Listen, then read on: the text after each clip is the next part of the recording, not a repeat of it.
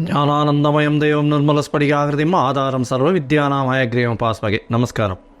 Next gen astro TV நேயர்களுக்கு astro KS ஐயங்காரின் பணிவான நமஸ்காரங்கள். வார பலன் 8/4/2024 14/4/2024 வரலும் உண்டான வாரத்திற்கு என்ன பலன்கள் மேஷம் முதல் மீனம் வரைன்னு பார்க்கலாம். அதற்கு முன்னாடி இந்த வாரத்தினுடைய கோல்சாரம் என்ன, இந்த வாரத்தில் வரும் விசேஷ நாட்கள் என்ன, அதற்கு பிறகு இந்த வாரத்தில் எந்தெந்த ராசிக்காரர்களுக்கு சந்திராசிரமம்னு பார்ப்போம். முதல்ல இந்த வாரத்தினுடைய கோல்சாரம் அப்படின்னு எடுக்கும்போது காலபுருஷ தத்துவத்தின் முதல் ராசியான மேஷ ராசியில் குரு பகவானும் 6ஆம் இடம்னு சொல்லக்கூடிய கன்னியில் கேதுவும் 11ஆம் இடம் அப்படின்னு சொல்லக்கூடிய கும்பத்தில் சனி மற்றும் செவ்வாய், மீனத்தில் சுக்கிரன், சூரியன், புதன் மற்றும் ராகு 4 கிரகங்கள். இந்த வாரத்தில் ஆகக்கூடிய பெயர்ச்சிகள் அப்படின்னு பார்த்தாலேயானால் சூரிய பகவான் இந்த வாரம் 14ஆம் தேதி, அதாவது பங்குனி மாதத்திலிருந்து சித்திரை மாதம் பிறகுறது, அதாவது சித்திரை மாதம் அப்படின்னு சொல்கிறது, அதாவது சௌரமான மாதமாக சூரியன் ரேவதி நட்சத்திரத்திலிருந்து அஸ்வினி நட்சத்திரத்துக்கு போகிறார். இந்த வருஷம் சோபகிருத்து வருஷத்திலிருந்து குரோதி வருஷம் பிறக்கிறது. இது தமிழ் வருஷத்தின் 37ஆவது வருஷம். இந்த தமிழ் வருஷத்தினுடைய குரோதி வருஷத்தினுடைய பலன்கள் தனியாக போட்டிருக்கேன், அதையும் பாருங்கள். 8ஆம் தேதி அன்னைக்கு அமாவாசை.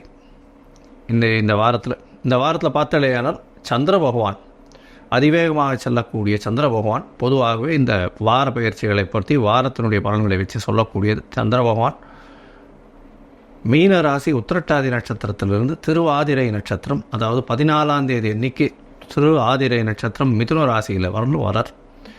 இந்த வாரத்தில் வரக்கூடிய இருக்கக்கூடிய கிரகச்சாரங்கள் இதுதான். இந்த வாரத்தில் வரக்கூடிய சிறப்பு நாட்கள் என்னன்றதை பார்ப்போம். சிறப்பு நாட்கள்னு சொல்லும்பொழுது 8ஆம் தேதி அன்றைக்கி அமாவாசை, 9ஆம் தேதி அன்னைக்கு யுகாதி பண்டிகை. யுகாதி பண்டிகையினுடைய சிறப்பு என்ன அப்படின்னா சந்திரமானம் அப்படின்ற ஒரு விஷயத்தை வச்சு கடைப்பிடிக்கக்கூடியது. அமாவாசைக்கு அடுத்த நாளை அவர்கள் மாதம் பிறக்கிறதாக கொண்டு சைத்திர மாதமாக இது ஆரம்பிச்சுடுறது. அவளுக்கு சித்திரை மாதம், அவளுக்கு சைத்திர மாதம் ஆரம்பிச்சுடுறது. இதில் ஒரு விசேஷம் என்ன அப்படின்னா, பொதுவாகவே இந்த மாதம் பிறக்கிறது சந்திரமானத்தில் பார்த்தோம்னா அமாவாசையில் ஒரே ஒரு நாழிகை கூட சூரிய உதயத்துக்கு அப்புறம் இருந்ததே ஆனால் பிரதமை எண்ணிக்கை அதை எடுத்துக்காமல் அதுக்கு அடுத்த நாள் முழு பிரதமை இருக்கக்கூடியதோ, இல்லைன்னா பிரதமை அந்த நாள் பிறக்கும் பொழுதே பிரதமை திதியில் பிறந்தது நாள் மட்டும்தான் எடுத்துக்க முடியும். அதுதான் ஒரு சிறப்பு. அதனால் இந்த வருஷம் பார்த்தோம்னா 9/4/2024 அன்றைக்கி யுகாதி பண்டிகை. என்னுடைய தெலுங்கு, கன்னடா, மகாராஷ்டிரா மற்றும் துளு, கொங்கு இந்த மாதிரியான இடத்துலலாம் புது வருஷத்தை பிறக்கிறது. அவர்கள் எல்லோருக்கும் என்னுடைய புத்தாண்டு நல்வாழ்த்துக்கள், ஆசீர்வாதங்கள். இந்த வாரம் பார்த்தாலேனால் 12ஆம் தேதி அன்னைக்கு சதுர்த்தி, வளர்பிறை சதுர்த்தி, அதாவது சுக்லபக்ஷ சதுர்த்தி, 4ஆம் நாள், அதாவது அமாவாசையிலிருந்து வளர்பிறையில் 4ஆவது நாள். இந்த வளர்பிறை சதுர்த்தியில் என்ன அப்படின்னா வளர் சதுர்த்தின்னு பேர். அதாவது தேய்பிறையில் சங்கடஹர சதுர்த்தி, இது சங்கர்ஷண சதுர்த்தி அப்படின்னு சொல்லக்கூடியது. இந்த வளர்பிறை சதுர்த்தியில் என்ன அப்படின்னா விநாயக பெருமான்கிட்ட போய் நம்ம விழுந்து சேவிச்சுட்டு நம்மளுக்கு வேணும் என்பதை கேட்டோமே ஆனால் வரம் கொடுக்கக்கூடிய வர சதுர்த்தி அப்படின்னு சொல்லக்கூடியது. வளர்பிறையில் வரக்கூடியது வர சதுர்த்தி.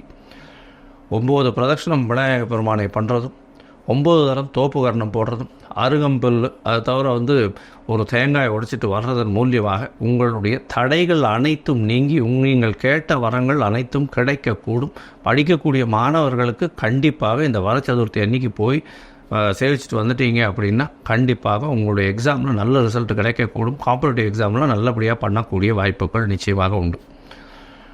இந்த வாரத்தில் பார்த்தோம்னா 14ஆம் தேதி சூரிய பகவான் ரேவதி நட்சத்திரத்துலேருந்து அஸ்வினி நட்சத்திரத்துக்கு போகிறார். சித்திரை மாதம், தமிழ் மாதம் பிறக்கிறது சித்திரை மாதம். நம்ம சௌரமானம் அப்படின்றத வச்சு சூரிய பகவான் ஒரு ராசியிலிருந்து அடுத்த ராசிக்கு செல்லக்கூடியதை வச்சு சொல்கிறோம். இந்த சௌரமான மாதங்களை வச்சு தான் நம்ம பலன்களை சொல்லிட்டுருக்கோம். சூரிய பகவான் குருவோடு சேர்ந்து சஞ்சாரம் மேஷ ராசியில் போயிருக்கார். 14ஆம் தேதி தமிழ் வருஷ பரப்பு அப்படின்றத சொல்கிறோம், குரோதி வருஷம்.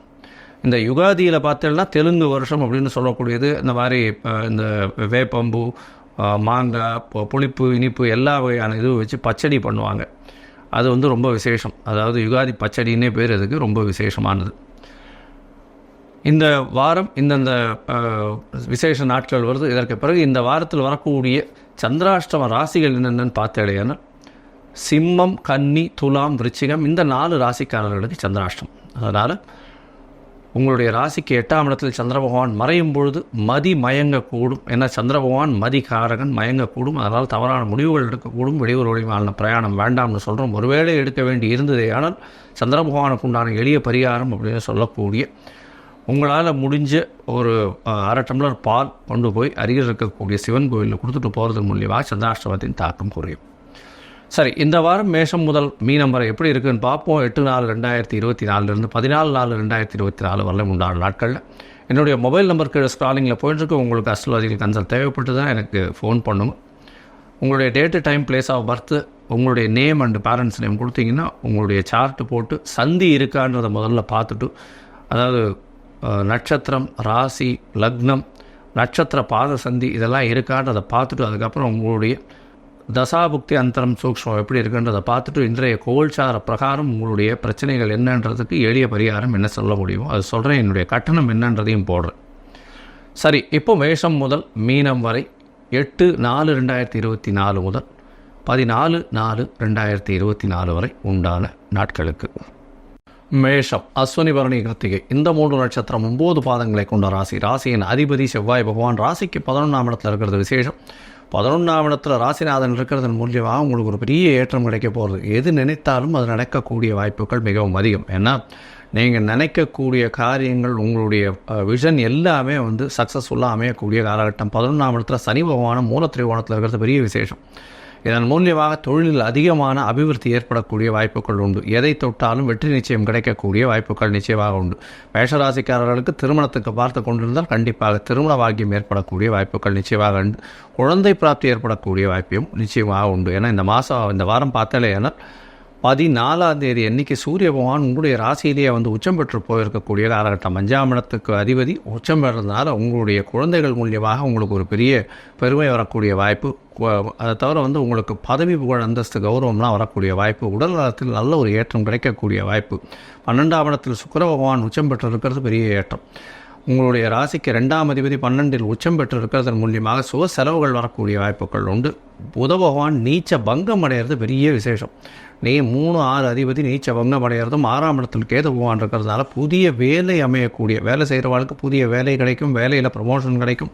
அதை தவிர உங்களுக்கு பார்த்தீங்கன்னா 12ஆம் இடம் வலுத்து போகிறதுனால இம்போர்ட் எக்ஸ்போர்ட் பிஸ்னஸில் பெரிய ஏற்றம் கிடைக்கக்கூடிய காலகட்டமாக இந்த வாரம் அமையிறது. இந்த வாரத்தில் பார்த்தாலே ஆனால் உங்களுடைய ராசிக்கு 12ஆம் இடத்தில் ராகு பகவான் இருக்கிறது. ராகுவுக்கு வீடு கொடுத்த குரு பகவானும் உங்களுடைய ராசியிலே இருக்கிறதுனால செலவுகள் சுப செலவுகளாக இருக்கும். பணவரவிற்கு பஞ்சம் இருக்காது. அதை தவிர உங்களுடைய முயற்சிகள் அனைத்தும் வெற்றி பெறும்.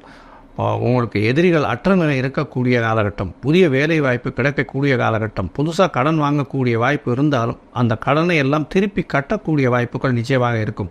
இவ்வளோ நாள் அவங்கக்கிட்ட கடனை கேட்டுட்டு இருந்தவங்க அவங்களே வந்து முன்னிருந்து கடன் கொடுக்குறேன்னு சொல்கிற அளவுக்கு வரக்கூடிய வாய்ப்புகள் நிச்சயமாக இருக்குது. உங்களுடைய ராசிக்கு 9ஆம் அதிபதினு சொல்லக்கூடிய ஒரு ராசியிலே இருக்கிறதுனால நல்ல பாக்கியங்கள் கிடைக்கக்கூடிய காலகட்டம். தந்தைக்கு உடல்நிலை நல்லபடியாக இருக்கும். தாயின் உடல்நிலையில் நல்ல ஏற்றம் இருக்கக்கூடிய காலகட்டம். படிக்கக்கூடிய மாணவர்கள் வெற்றி பெறக்கூடிய வாய்ப்புகள் நிச்சயமாக உண்டு.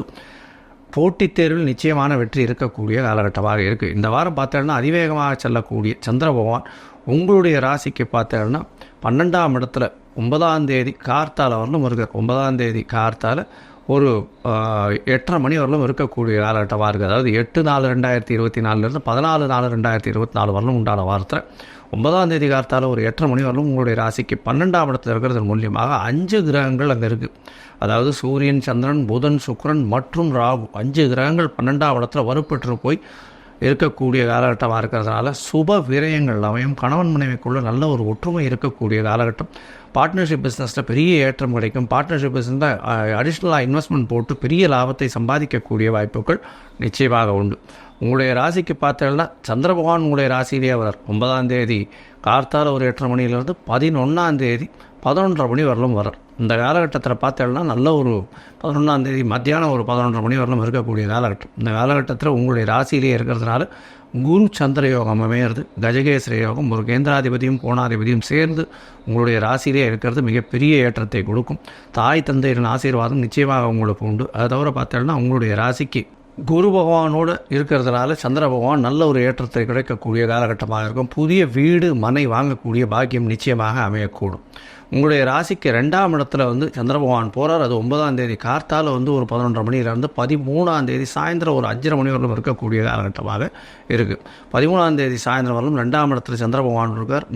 4ஆம் அதிபதி 4க்கு 11 இருக்கிறதும், 2ஆம் இடத்துல சந்திர பகவான் உச்சம் பெற்று போயிருக்கிறதும், அவருக்கு வீடு கொடுத்தவரும் உச்சம் பெற்று போயிருக்கிறதுனால அபரிமிதமான பணவரவு இருக்கும்.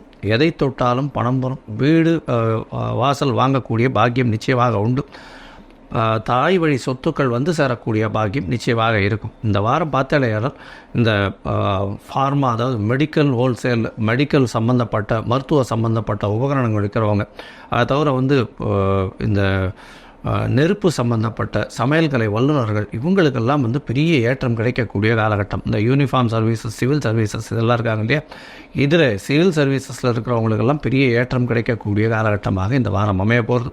அதை தவிர இந்த மண், ஜல்லி, செங்கல், அதை தவிர மணல் விற்கிறவங்க, இவங்களுக்கெல்லாம் பெரிய ஏற்றம் கிடைக்கக்கூடிய காலகட்டமாக இந்த வாரம் அமையிறது. இந்த வாரத்தில் மருத்துவர்களுக்கு பெரிய ஏற்றம் கிடைக்கக்கூடும். பொதுவாக இந்த வாரம் மேஷராசிக்காரர்களுக்கு பெரிய நல்ல ஒரு ஏற்றத்தை கொடுக்கக்கூடிய வாரமாக இருக்குது. இந்த வாரத்தில் நிச்சயமாக அருகில் இருக்கக்கூடிய முருகப்பெருமானை போய் தரிசனம் செய்துட்டு வர்றதும், அவருக்கு ஒரு மஞ்சள் கலரில் புஷ்பம் இல்லைன்னா மஞ்சள் கலரில் ஒரு வஸ்திரம் தானம் கொடுத்துட்டு வர்றதன் மூலியமாக உங்களுக்கு ஒரு பெரிய ஏற்றம் கிடைக்கக்கூடிய காலகட்டமாக இந்த வாரம் அமையிறது. லோகா சமஸ்தா சுகினோ பவந்து. நன்றி, நமஸ்காரம்.